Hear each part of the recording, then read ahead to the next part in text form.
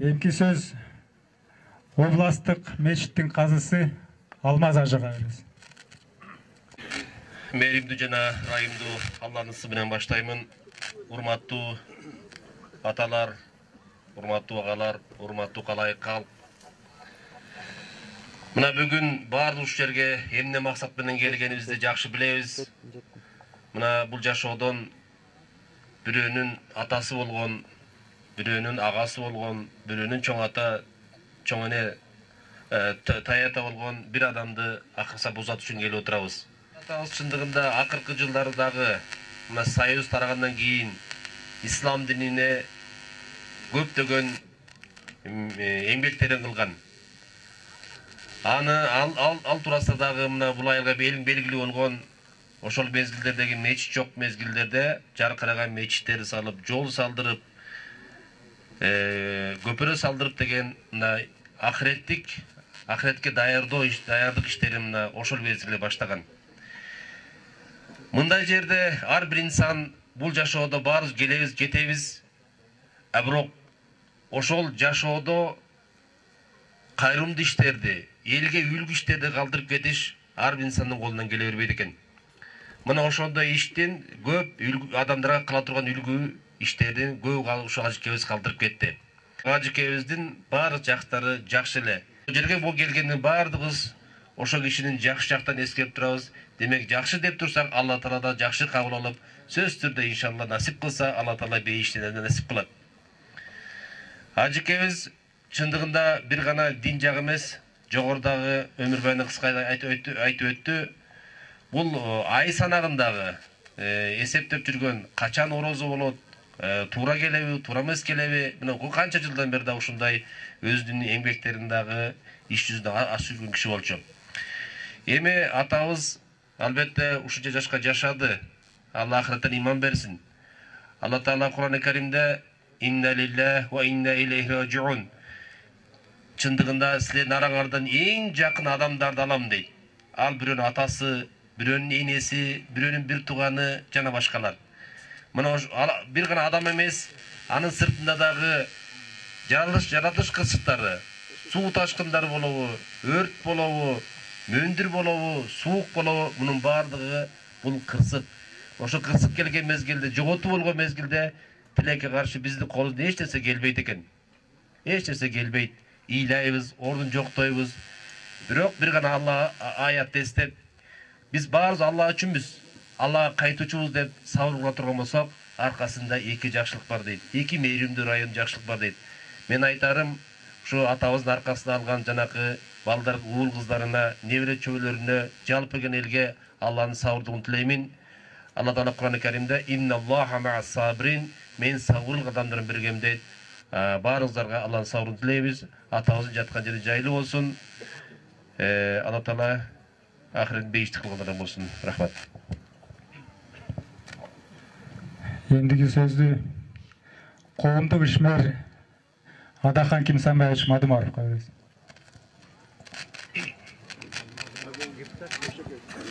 Аталар, урматтуу апалар, агалар, бүгүн абдан мындай бир оор күндөрдүн бири. Ар бир ой жүгүрткөн инсанга оор күндөрдүн бири. Атаны жоготуу ар дайым эле кыйын, оор. Атаны жоготуу оор. Бирок момундай кырдаалда жоготуу бул 2 эсе 3 эсе оор болот. Биздин Нуркожо атабыздын туулган жылы дагы, жашап өткөн өмүрү дагы окмуштуудай менин атам менен аябай окшош экен. Менин атам да 33-жылы туулган. Менин атам да ажыга барып келген.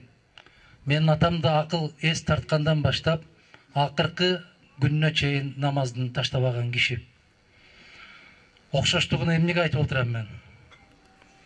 Ар кандай атага балдарынын жабыр тартуусу бул аябагандай каттуу оор. Өзүңдүн жаның ооруса чыдайсың.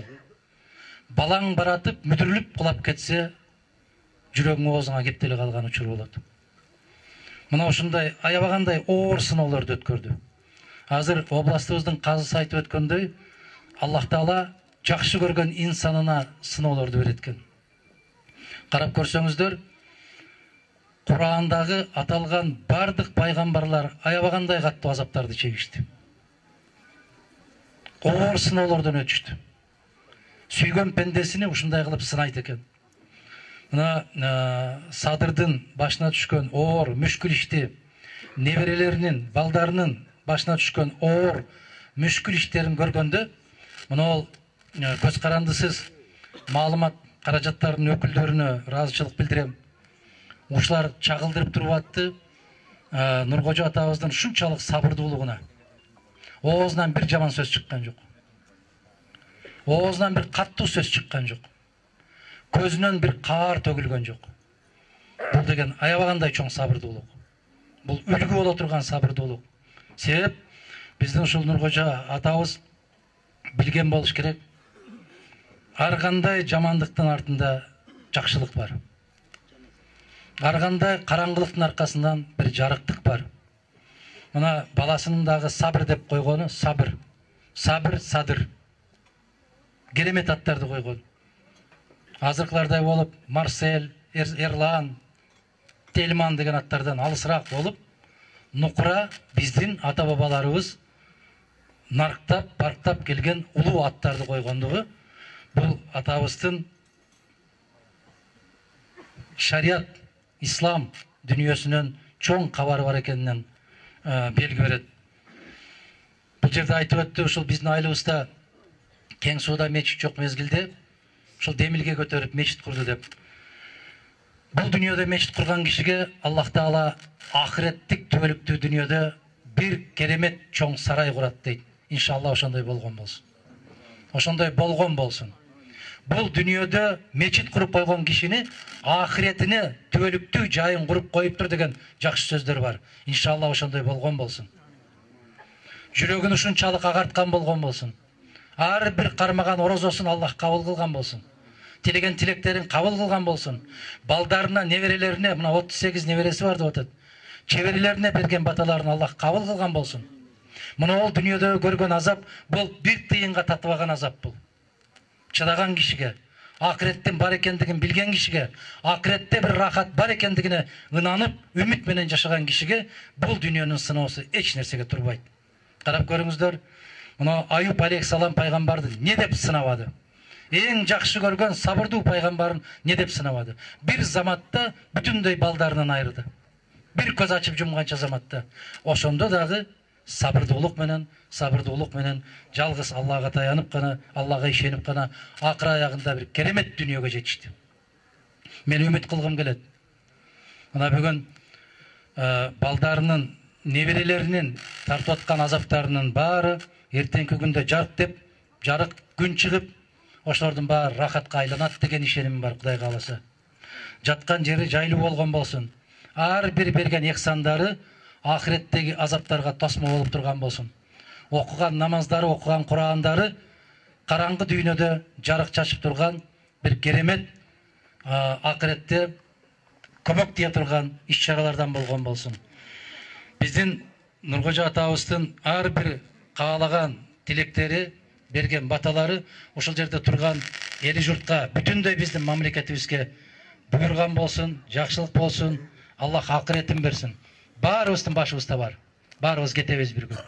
Бирок ким кандай кетет? Бул чоң маселе. Ар бир сүйгөн пендесине Аллах Таала ушул Нуркожо атабызга бергендей өмүрдү, Нуркожо атабызга бергендей сабырдуулукту, такыбалыкты берген болсун. Акыретин абат кылсын. Аллах Таала өзү сүйгөн пенделерине даярдаган Фирдаус жаннатынан орун бергенде Аллах насип эткен болсун. Рахмат. Рахмат. Эңки сөз ошо Садыр менен, баласы Садыр менен чогуу депутат болуп, үзөңгүлөш болуп жүргөн Когундук ишмер Арсыланбек Малиевке берилет. Кымбаттуу достор, кымбаттуу менен көрдүк туугандарым. Бүгүн оор күн. Эмне себептен оор? Ар бир адам кетет.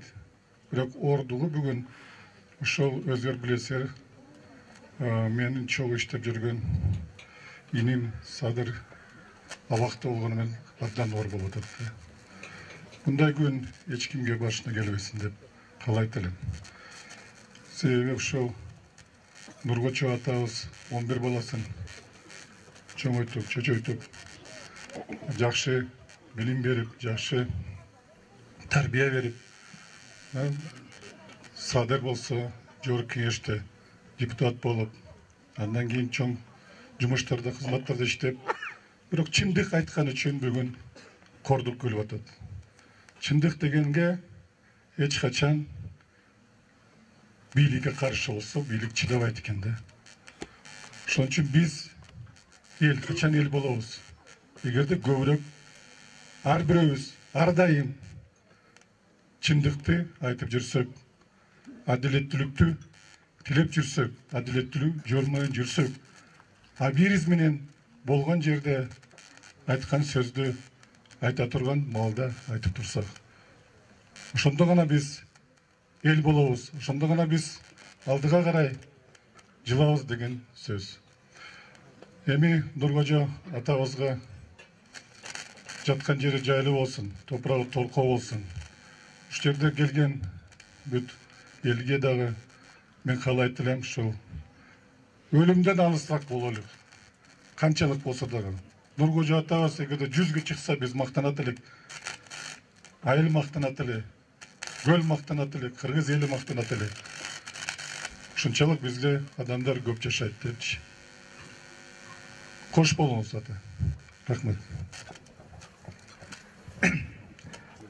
Эми сөз ошо Садыр менен кошо депутат болуп жүргөн дагы коомдук ишмер эжекебиз бар, Жылдызхан Жолдошова. Өлім бұл улук. Президенти болобу, депутаты болобу, министрлери болобу, же мен баймын деп текеберлик кылган байлар болобу, же жөнөкөй карапайым жарам болобу. Бир гана өлүм баарын теңдештирет. Өлүмгө баары баш ийет. Мына ушундай сөздөр менен мен президентке кайрылып, бүгүн Садыр Жапаров акыркы сапарга атасын узатып, жаназасына туруп, топурагын салып, бир көксүсүн суутса экен дедим эле. Бирок тилекке каршы бар аракет жасашты. Бирок мыйзам жол бербегенин айтышып, Садырды бул жерге алып келе албадык. Мен эмнени айткым келет? 17 депутатка 5-чакырылышта кылмыш ишин ачып, 7 депутатты камашты. Мени бүгүнкү күнгө дери таң калтырган Садыр Жапаровтай мен ушунчалык дуу күчтүү инсанды көрө элекмин, ачыгын айтайын.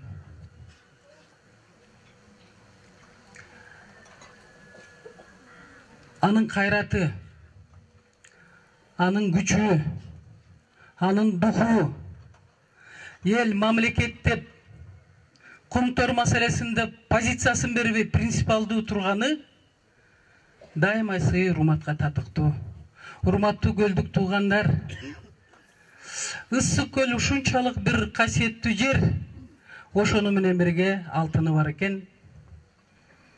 Ошол алтыны кыргыздын мындай айтканда алдыга жылып өнүп өсүүгө эмес, кайсы бир топ кишилердин байышына жол ачкан ошондой бир алтын болуп калды да. Мына ушул алтындын чындыгын айтам деп мезгилинде Кубанычбек Исабеков, Раматылык Эркинбек Алымбеков, азыр эле мына өзүңөрдүн уулуңуздар Арсланбек Малиев, Садыр Жапаров, мына ушул 4 жигиттин чыкканын мен билем. Бирок Садыр Жапаров эч кимге алданбады, ушул 4 жигитте эч кимге алданган жок, саткан жок. Азыр ушул Кумтөрдүн чындыгын айтам деп саясаттын мындай айтканда курмандыгы болду. Бирок бул күндөр өтөт. Арсланбек Малиевдин жакшы бир сөзү бар экен. булутту кара булут турат да, ошо кара булуттагы кетет, күн жарк этип чыгат деп. Урматтуу көлдүктөр, мен Садыр Жапаровго таазим этем. Себеби Кумтөрдүн чындыгын, экологиянын ушунчалык бузулганын, аялдардын айрыкча ден соолугун начарлаганын барын тең коркутса да, сойгуласа дагы эмне гана кылган жок. Бирок өз позициясынан бүгүнкү күнгө дери кайтпай турат. Позициясынан кайтпаган жигит мырза ошол гана өзүнүн элине кызмат кыла алат. Мен ишенем, кайсы бир жылдары келет Кудай буйруса, Садыр Жапаров силерге, бизге, кыргызстандыктарга кызмат кылат деп. Аттиң, уул бала төрөлгөндө ата энеси эмес, бүтүндөй эл сүйүнөт. Себеби ал эл үчүн кызмат кылат дейт. Бүгүн Садыр болуп, ушул жерде туруп, мен айттым бийликке, мен гарант болуп берейин. Эч бир чыр чыкпайт. Алып келгиле бир 20, 30, 100 кишиңер менен кишен салып бутуна колуна. Көлдүн эли ыймандуу эл. Жакшынакай узатат атасын, элге тамагын берип Куран окуткандан кийин алып кете бересиңер деп. Тилекке каршы күчүм жетпеди, мен муну дагы бир жолу кайталап айтып коеюн. Кыргызды намыс гана сактап келген. Намыскөй бололу. Кыргызды ариет гана сактап келген. Ариеттүү бололу. Кыргызды диндин башына мүшкүл иш түшкөндө колдой гана билген өзгөчө касиети бар элбиз. Бири-бирибизди колдой билели. Мен Нургожа ажы атабызга айтаар элем. Акыркы сапарга кетип баратасыз. Балаңыз күчтүү.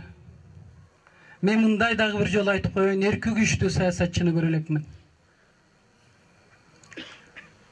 Балаңыз сиздин атасынын оолу деген атты жерге түшүрбөдү. Жаткан жериңиз жайлуу болсун, топурагыңыз торку болсун. Мен азыр апага да айттым. Бүт жашоо эненин тегерегинде болот. Эне күчтүү болсо, бардыгы күчтүү болот. Ошон үчүн мен Садырдын апасына, өмүрлүк жары Айгүлгө күчтүү болгула, кайраттуу болгула. Сиздер ушул балаңыздар үчүн айта турган сөзүңөрдү айткыла эми. Унчукпай коюу болбойт. Жок эле жерден 11 жыл деген бул өтө чоң. Түрмөдө да жашоо бар. Эркинен ажыратып койсол да ал жерде жашоо бар. Бирок ошол 4 квадрат метр жерде отурган дубал гана адамдын эркин сындыра баштайт. Бирок мен ишенем, Садыр сынбайт. Себеби силерде эли бар. Мен таазим этем. Садырга айтып койгула. Өзү келип топурак сала албаса, ушундай Арсланбек Малиевдей абасы бар экен. Бирге депутат болуп, Ысык көлдүн уулу. Өзүнүн атынан, Садырдын атынан топурак салат. Барыңыздардын келгениңиздер үчүн мен дагы бир жолу чоң ыраазычылык билдирем. Тынчтык болсун, эл арасында ынтымак болсун. Кыргыз деп, кыргыз үчүн күйгөн, кыргыздын намысын бийик сактай алган мырза жигиттер биригип мамлекетиңерди, элиңерди сактап калгыла. А биз силерге көмөк көрсөтөлү. Жаткан жери жайлуу болсун, топурагы торку болсун. Рахмат. Садыр менен кошо дагы бир депутат болуп 5-сазыкта иштеген, жакын досу депутат болуп иштеген коомдук ишмер Арзыбек Бурхановго сөз берели. Саламатсыздарбы, урматтуу агайын туугандар. Бүгүн досум Садырдын үй бүлөсүндө оор күн болуп турат. Нұрқожа атабызды акыркы сапарга узатып турабыз. Иманы саламат болсын. Атабызга ыраазычылык билдиребиз. Ушундай уул кыздарды чоңойтуп, мекенчил балдарды чоңойтуп, кыргыз элинин керегине чоңойтуп бергенине. Садыр жөнүндө мына көп сөздөр айтылды. Садыр кыргыздын чыгаан жигиттеринин бири. Мекенчил, өз өмүрүнү, өз келечегини кыргыздын келечеги менен байлаган инсан. Бир эле көлдө эмес, Кыргызстандын бардык булуң бурчунда кадыр баркка ээ. Бул биздин атабыздын берген тарбиясы. Бул ушул жердеги коом, ушул жердеги төгөрөгүндөгү элдин, мен ойлоп турам, берген тарбиясы деп. Кең суу элине, Ысык көл элине таазым кылабыз. Бир туугандарына, агаларыбызга, эжелерибизге, аяшыбызга көңүл айтам. Ыйманы саламат болсун. Кудайым бейиштен орун берген болсун атабызга. Рахмат. Сөз азагыт сөзү ошо Садыр менен чогуу депутат болуп, чогуу ошо түрмөнүн да азабын тарткан коомдук ишмер Талант Мамытов. Калай калың жұрт. Бүгін Нұрғожа атабыздан айрылып, кабыргабыз майышып турган мезгили. Нұрғожа атабыз ушунча уул балдарды, кыздарды өстүрүп, дайыма өзүнүн тууралыгы менен, ак сөзү менен балдарын, кыздарын тарбиялаган.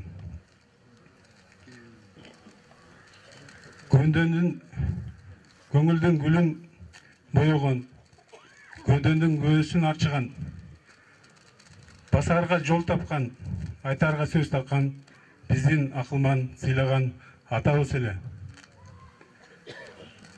Акыр күнгө чейин ушул уулумдун абактан чыкканын көрсөм деп көз жашы токтобой, бүгүн күтө албай арабыздан кетти.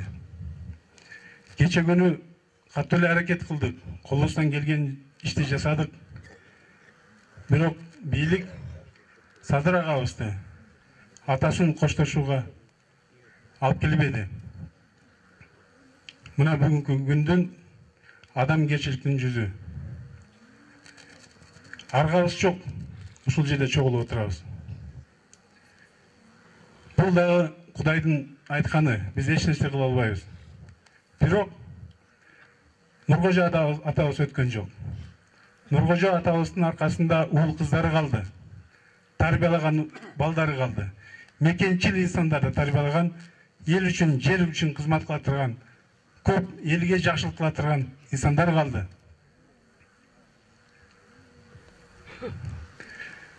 Айтарым, жаткан жери жайлуу болсун, топурагы торку болсун. Кудай бейишинен берип, акырет абад болсун. Өзүмдүн атыман, коллегаларымдын атынан, жогорку кеңештин атынан Нургожа абабыздын бир туугандарына көңүл айтам. Кайрат кылыңыздар, сабыр кылыңыздар. Кудай буюрса, Садыр акабыз дагы ушул жерге келет. Ал күндөр да алыс эмес.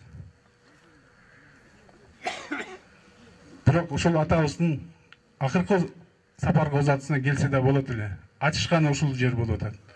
Ошондуктан жаткан жери жайлуу болсун, топурагы торку болсун, жакындарына көңүл айтабыз.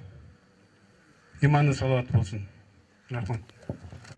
Коомдук ишмер Садырдын жакын досу Камчыбек Ташиевке берилет. Урматтуу туугандар, урматтуу Ысык көлдүк тургундар, урматтуу эл журт, бүгүн баарыбыз мына Нургожа атабыздын акыркы сапарга узатып отурабыз. Кыргызда айтып коет, өлүм ак деп. Бул кыргызда бүткүл эле адамзатта кайсыл адам, кайсыл убакта бул дүйнөдөн өтпөсүн, бул арман болуп калат экен. Бирок бүгүнкү атабыздын бүгүнкү убакта ушул дүйнөдө өткөндүгү мындан да көп арман болуп атат. Себеби Садыр уулунун, кулуну Садырдын көзүн көрбөй ушул аркы дүйнөгө узап бара жатат.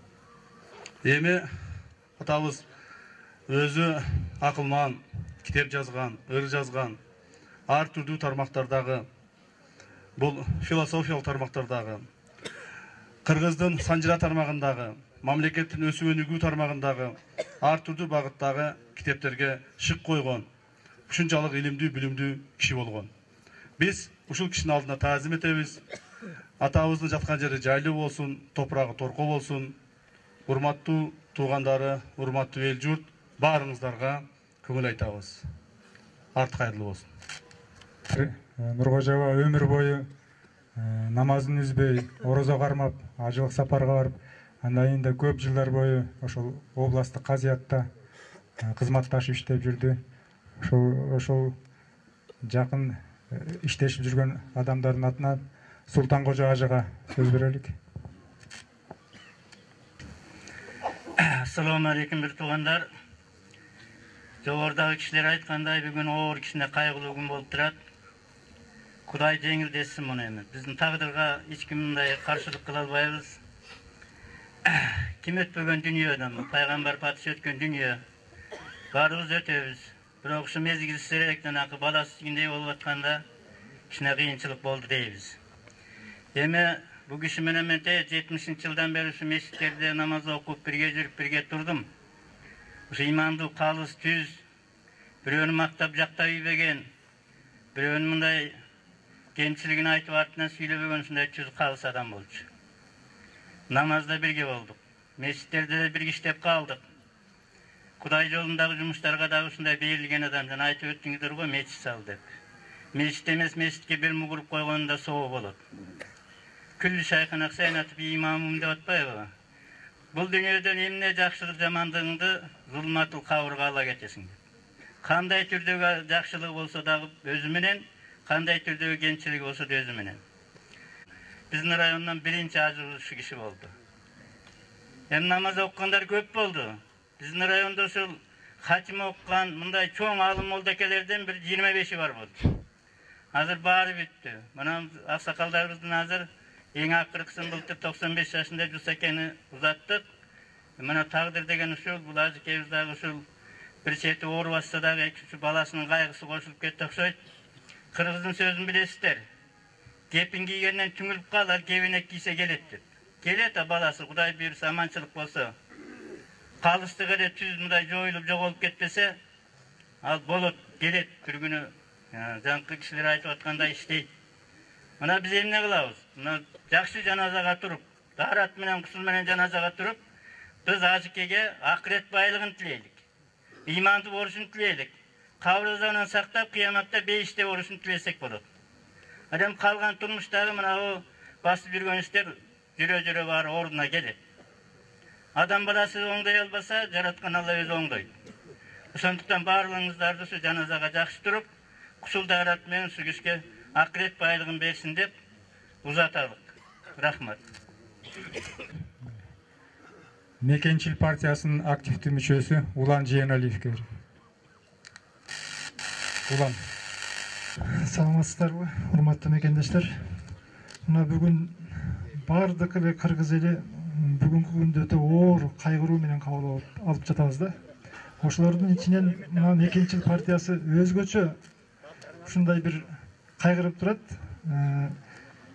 Анткени Садыр байке өзүнүн партиясына өзүнүн жүрөгүнөн өткөн иргеп топтогон ушул өзүнүн уул кыргыздын уул кыздарын топтогон экен. Ошолордун атынан Мекенчил партиясынын атынан бардык Нуркожо атабыздын небилесине терең кайгыруу менен көңүл айтабыз.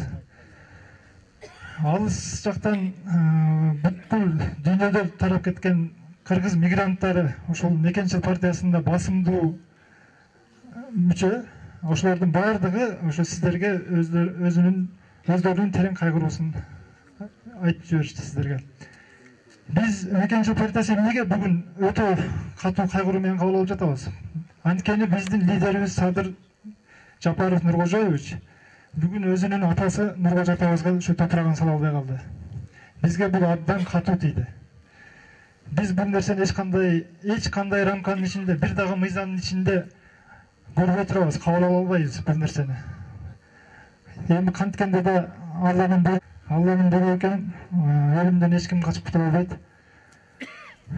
Нуркожо атабыздын жаткан жери жайлуу болсун, топурагы торко болсун. Кош болуңуз, Нуркожо ата, жаткан жериңиз жайлуу болсун. Нуркожоға өз убагында ошол жана айтып кеттим эле, тарыхты санжыран изилдеп, ата-бабаларыбыздын басып өткөн жолун, жашаган жерин издеп көп эмгек жумушады эле. Ошол кезде Нуркожо абабыздын жанында ата-баладай, ага-инидей болуп, жардам берип, адабий жагынан консультант болуп жүргөн, кыргыз маданиятына эмгек сиңирген ишмер, белгилүү журналист Нышанбек Кочкоров деген тууганыбыз бар эле. Ошо кишиге сөз берелик. Урматтуу көлдүк туугандар, айрыкча кең солук туугандар, мен сиздерге баарыңыздарга өзүмдүн атыман ошо кайгыруу менен көңүл айтам. Бүгүн кыргыздын бир улуу инсаны өттү. Биз жашообузда дайыма адамдын улуулугун жөн эле улуу деген сөздү чаптап аныктай албайбыз. Анын улуулугу бул жашоодо атага тең бала болуу же атага татыктуу ата болуу деген бул жашоонун талабы бар. Нуркожо ажы өзүнүн мына 11 баласына өтө татыктуу ата болуп, өзү жашаган айылга өтө сыймыктуу адам боло алды. Ошондоктон биз бул адамды дин илиминенби же азыркы жашоонун жарык сөзү менен айтканда да бул адам эң улуу адам болду.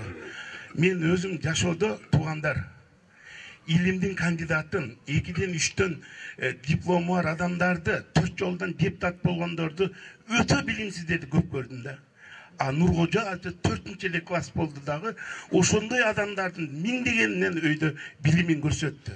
Ал эмне менен деп айтам? Мисалы үчүн бүгүн ушул улуу күндө биз 1-2 сөз менен айтып коюшубуз абзел. Мына азыр эле мигранттардын атынан бир жигит сүйлөдү.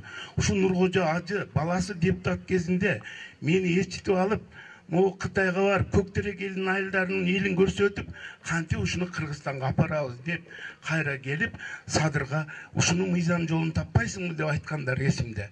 Бүгүн Кыргыз мамлекетинин тарыхын чуксаңыздар, Кайрылман деген мыйзам бар. Анын авторунун бири Садыр Жапаров, демилгечиси Садыр Жапаров.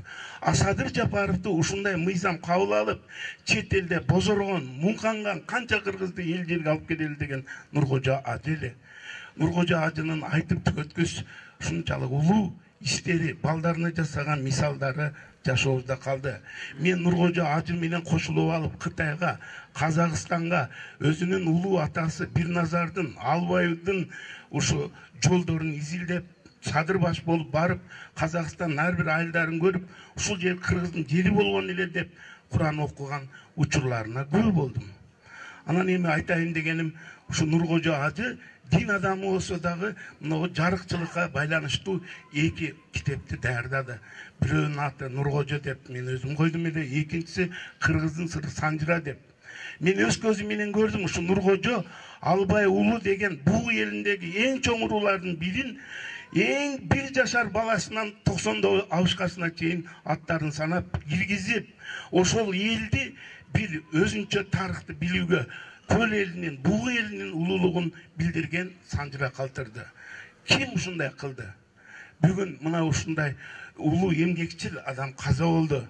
Албетте анын уулдары бул жашоодо атасын туурап жолдордо бара жатат. Биз дин илиминен көрсөк, бир убактарда Мухаммед пайгамбарды өзүнүн Курайш урусундагы туугандары ташбаран кылып, кубалап, кордоп, ит көрбөгөн коруктарды көрсөткөн. Ушундай эле тагдырга Иса пайгамбар түш болгон. Мына аны жогоруда Адахам Кимсанбаевич эң туура айтты. Бизде эле бүгүнкү мезгилде биздин ушундай адамдарды эл жалаң эле бийликке оодара бербейли. Эл эле жанындагылар чыккынчылык кылып, эки сүйлөп, бир күн башканы сүйлөп, эртең башканы сүйлөп кордоп атканын тарыхтын чындыгы өтө белгилүү. Эми бул жерде мен ушу айтайын дегеним, ушул адам бүгүн дүйнөдөн өтүп атат, анын балдары ыйлап турат. Мен ойлойм, ошол Садырдын келбей калганы бир алмам деле эмес, бұл анын бәлкім тарихына бір сабақ. Бирок эң башкысы Нуркожо ата ушул барган жери ушу бейиш болсун. Алланын сурагы өтө жеңил болсун. Ал кишинин улуу иштери, улуу пейилдери элине жугумдуу болуп, кийин ошо Нуркожодой ажылар, Нуркожодой улуу адамдар кең судан эмес Кыргызда көп болсун.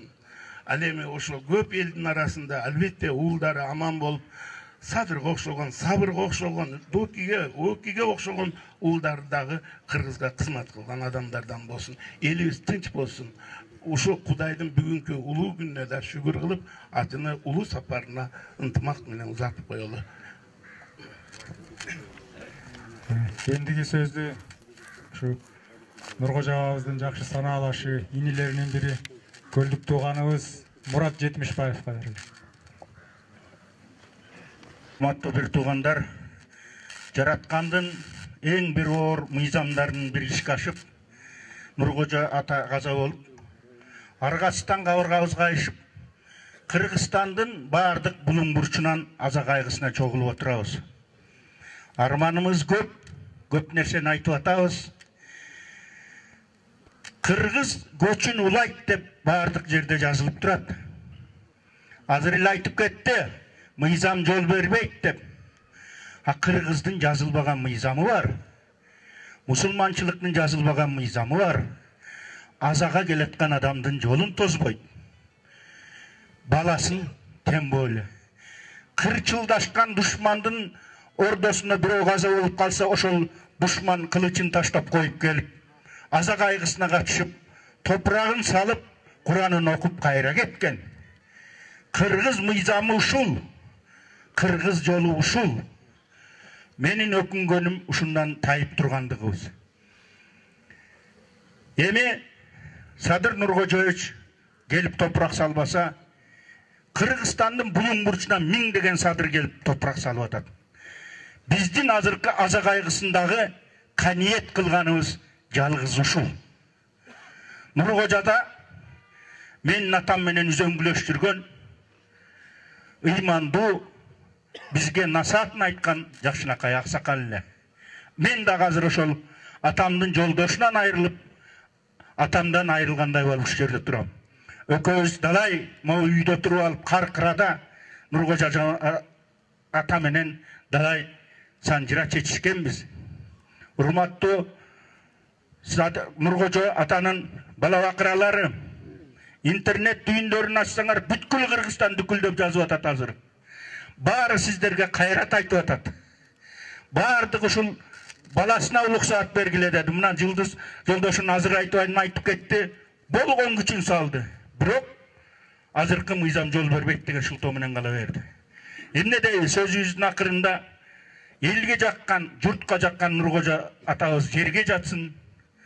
Ушул атабызды сыйлап, Кыргызстандын бүт булуң бурчунан келген баардык кыргызстандык эр азаматтарга жалпы көлдүктөрдүн атынан аза кайгысында башыбызды ийип, силерге ыраазычылыгыбызды айтабыз. Кош ата, жаткан жериң жайлуу, топурагың торко болсун. Элге жаккан, журтка жаткан, мүнөзүң жерге жаксын. Буюрса, садырың чыгат, келет. Рахмат. Кыдыкбаев Бекбосын Кадырович.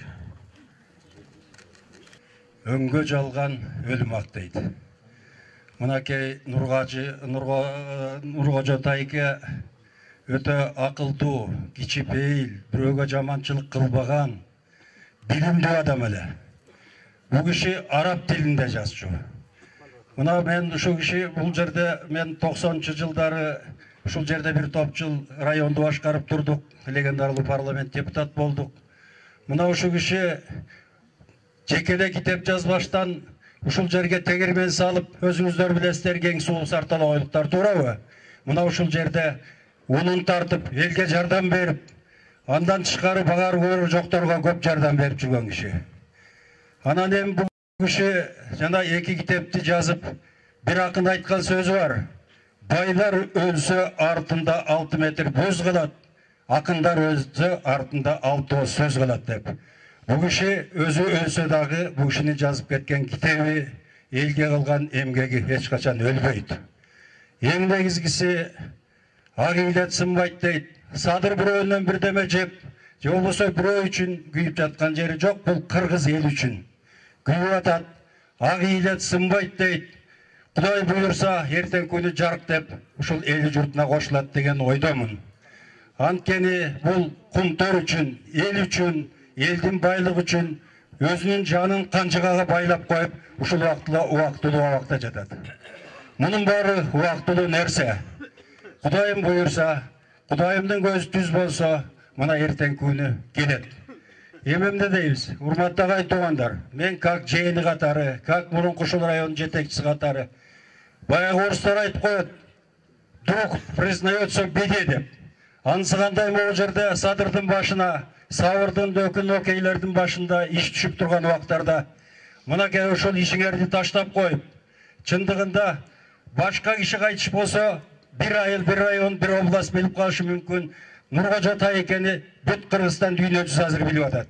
Мына азыр ошол жердеги фейсбуктарда, интернеттерде жазып аткандар өзлөрүнүн ойлорун жазып атышат. Ушул топурак салып койсо болот эле, бул особо опасный преступ эмес деп. Мынакей эми эмне дейбиз? Арга жок. Эми тайге жаткан жериңиз жайлуу болсун, топурагыңыз торто болсун. Мына ушул жерде казганактап турган элдерге разы болуңуз. Мен чындыгында ушул как жейни катары, тууганы катары, ушул Кыргызстандын 4 булугунан келген, ушул убактысында чогуу жүргөн жолдоштору. Мына могу жерде Адахан Кемсинбаевич турат.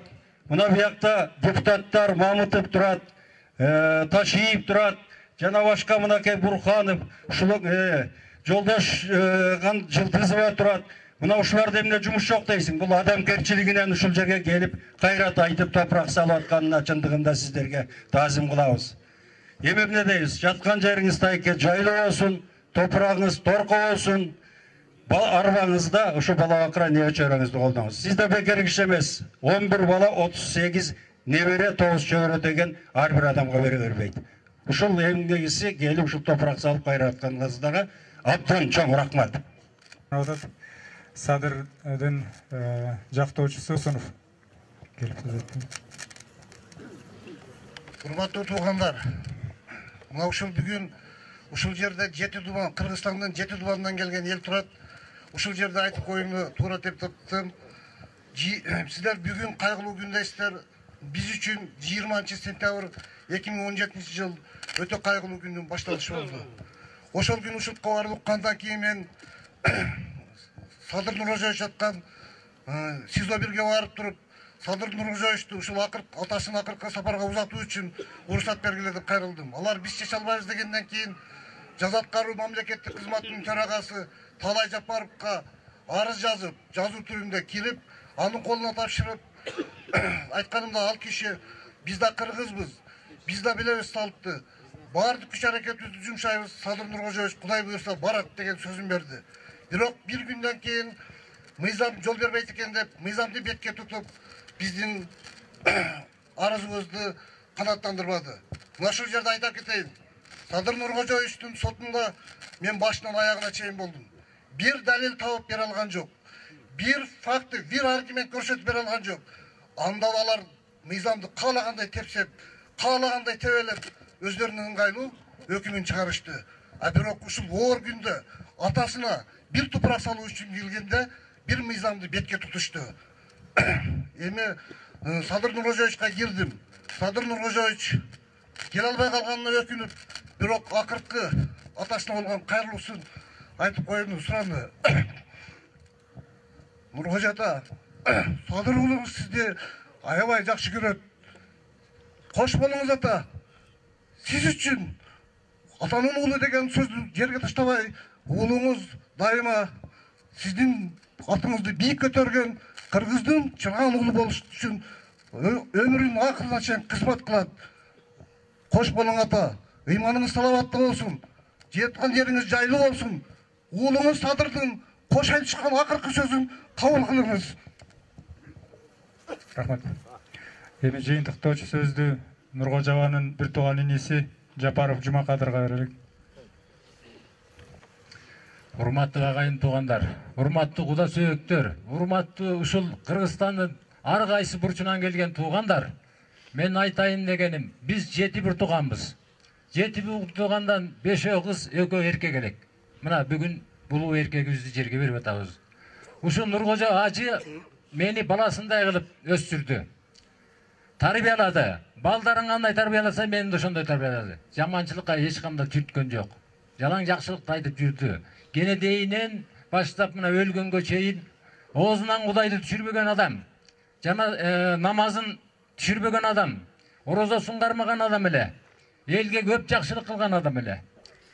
Эми айла жок акыркы сапарга узатып атабыз бүгүн. Бая күнү жатып калганда мынакей ошол саналаш кишилери, бу киши Кыргызстандын булуң бурчугунун баарын кыдырып келген. Өзү машинесин минип алып, ошол Тарастан чалып атат, Оштон чалып атат, Жалал-Абадтан чалып атат. Аба кандай болуп калды деп. Аба айтканга тили келген жок ошо кишилерге. Ошо кишинин телефонун көтөрүп мен айттым.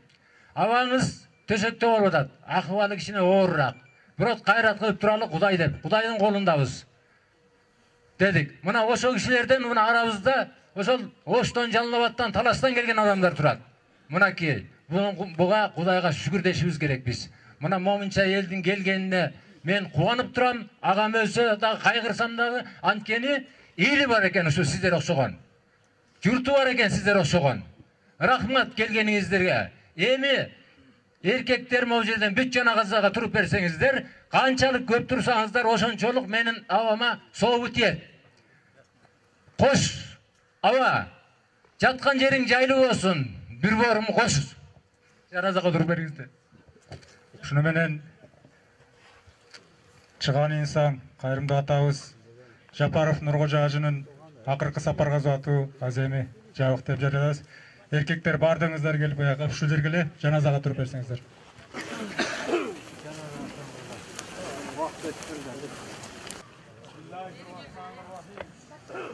Бул жерде бизге kulak bolup, göz bolup, dil bolup canımızda tarbiyalagan insan edi.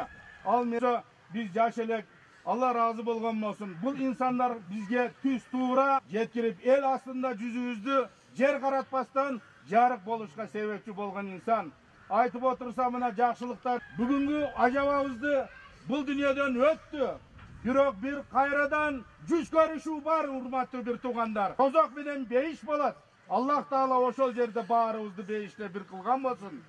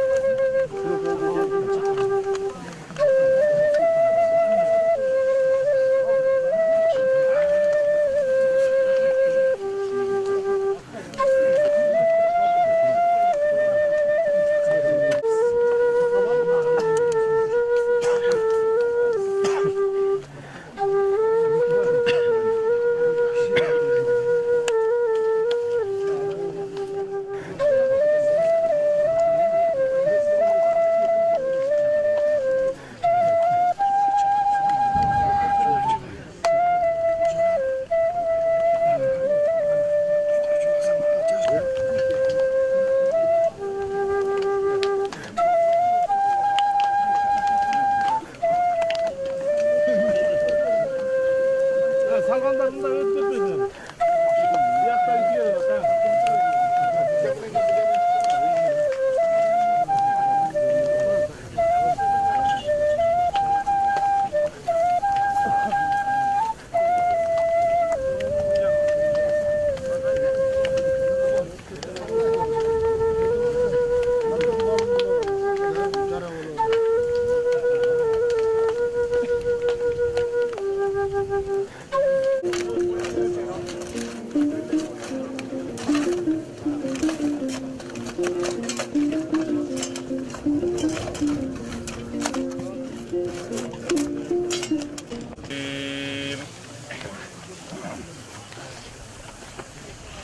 الله الرحمن الرحيم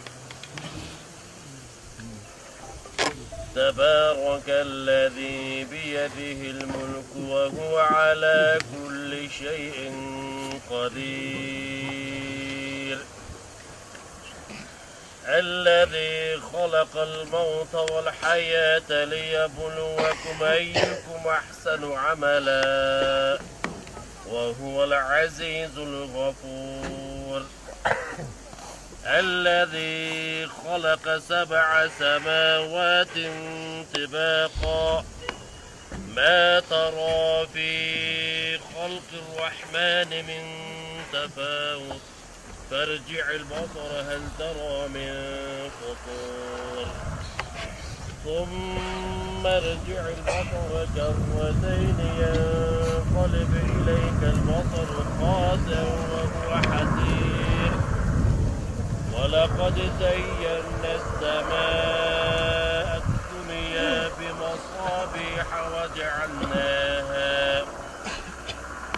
وجعلناها رجوما للشياطين وأعتدنا لهم عذاب السعير وللذين كفروا من يظمن الغيظ كلما ألقي فيها فوج سألهم خزنتها ألم يأتكم نذير قالوا بلى قد جاءنا ما يصفون وسلام على المرسلين والحمد لله رب العالمين. اللهم نور قلوبنا وقبورنا بتلاوة القرآن. اللهم ارحمنا بالقرآن العظيم واجعله لنا حجة يا رب العالمين. اللهم اغفر لنا ولوالدينا ولأمهاتنا ولأساتذتنا ولجميع المؤمنين والمؤمنات والمسلمين والمسلمات يوم يقوم الحساب. Yaratgan Allah nuşul oğlundan tilavetil Kur'an soğubun. Jalp etken mu'min musulmanlar katarında uşul nurgacı acı avazın ruhuna bağışladık. Allah Taala öz rahmatın alıp ruhun şad kılgının. Bendeçilik kılıp bilip bilbesden getirgen kemçilik günahları bolgan bolsa afu etkenin. Yaratgan Allah jatkan jayın beyiş bakçalarından kılıp durak savalın jengil kılıp ahiretimizden oң tarabından özüň nasip kılgının. Ahirette davat imanın salamat kılıp bütkül paygambarlar surangan Firdavs beşiğinden nasip etkenin. Yaratgan Allah artında kalgan eline yerini Allah Taala tinçlik amançılık ıntıma kırışkerçilik berginin. Allah Taala ulularga sabırdуулuk iman berginin, yaşlarga uzun ömür hidayat berginin. Uşul jerde uşul marhumga toprak salıp janazasına katışıp, soğuk janazasına katışıp kelgen insanlar barыңızдардан үйүңүздөргө Allah Taala tinçlik amançılık bergen bolsun. Ынтыма кырышкерчилик берген болsun. Ошо эли журттун катарында Нургожо ажабыздын артынан калган уул кыздарына, невре чеврелерине Allah Taala özün hidayat berginin, uzun ömür berginin Allah'ım. Allahümme Rabbena atina fid dünya hasana ve fil ahiret hasanata ve qina azaban nar bi rahmetike ya erhamer.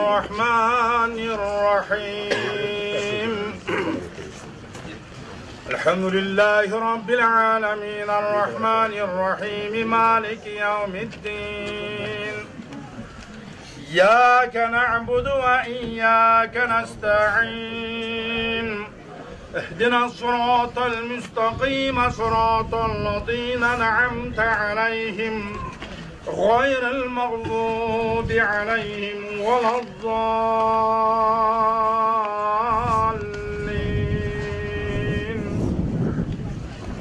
أعوذ بالله من الشيطان الرجيم. بسم الله الرحمن الرحيم.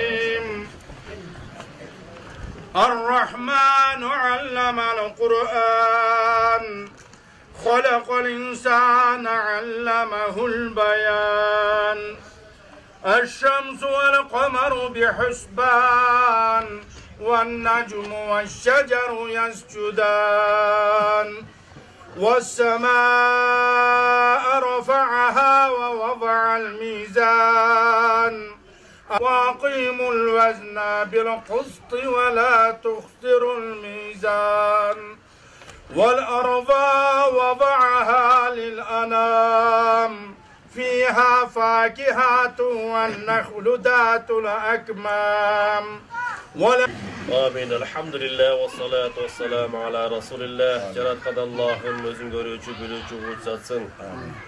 Şu saatte okunan kerebetli Kur'an'ın her bir ayettan varan faydalan soğuklardı. Markum Mustali oğlu Nur Koca atağız bir kalmak kalıs bağışladık. Cenab-ı Allah atalgan markumda öz rahmatı kalıp bendesi getirip bağdık günlerini katarına Allah'ı geçirip kalgan barı yaşlılarla özünün soğunu arttırıp jayın Allah'ın kabırlı nurmen jarıp Kur'an'ın nurmen jarıp kılıp jayın Allah'ın değişti bir bakçalarını kıla görüp Cenab-ı Allah'ın biz sağına sığına seninle cerdam sırayız barık makatı iman ver. Markumun arkasında algan üyülösten kuğur kızların devre çöyle sabırlılık imandık verip şunda kaygının arkasından, cevatın arkasından meyrimdür, ayında iştedi Allah'ın özünü açı görüp. Cenab-ı Allah'ım